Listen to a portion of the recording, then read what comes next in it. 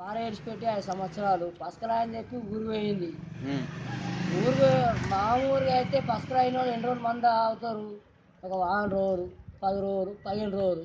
ఉమ్, మాడు నేనా ఆ, 2 నెలల తర్వాత వచ్చింది. ఉమ్, వచ్చి నేను పసకల మంది ఆయన నేను పత్తం కట్టినా అంటే నేను నమ్మనికి అంత పిచ్చి ఉన్నా.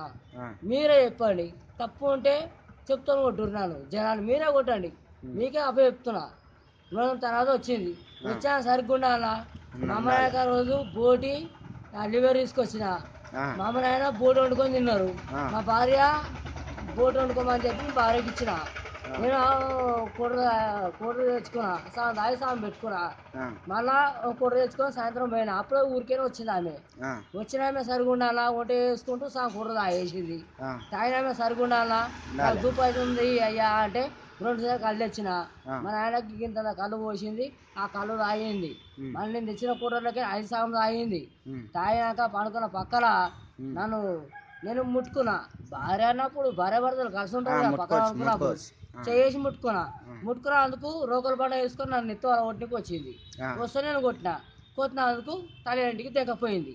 ఆ, 10 సార్లు తిరిగిన ఊరికి ఉమ్, రాలేదు. వాళ్ళ ఊరు కామెరెడ్డి రెడ్డిపేట అన్నారం. ఆ, నాలాంటి వాళ్ళ జీవితం 4 జీవితాలు నాశనమయ్యాయి. ఇట్లా ఆ, 4 అదే కామెరెడ్డి జిల్లాలకి పెళ్లి చేసుకున్నాము. ఉమ్, 4 జీవితాలు ఇట్లా నాశనమైనాయి. ఉమ్, కామెరెడ్డి పిల్లలను పెళ్లి చేసుకోవద్దు దయచేసి ఉమ్, చెప్తున్నా.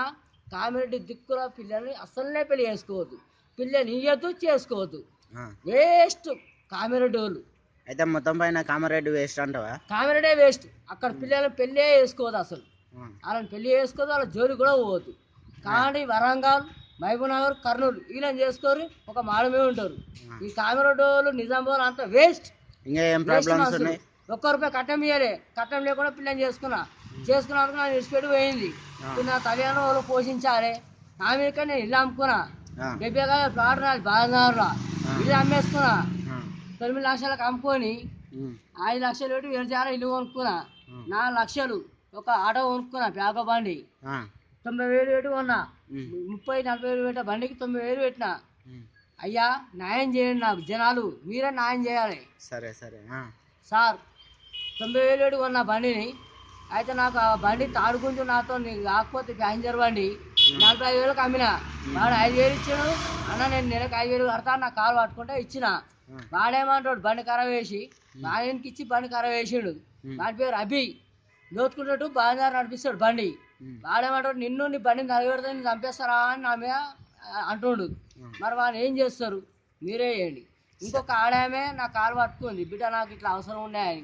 ఆమె ఒక కొడుకు, 2 బిడ్డలు. నా పేరు లక్ష్మి. 30,000 తీసుకుంది. మిత్తి ఒక 2-3 నెలలు మంచిగా కట్టింది. ఏప్రిల్ నుండి ఇప్పుడు వరకు మిత్తిలే అసలు లేదు.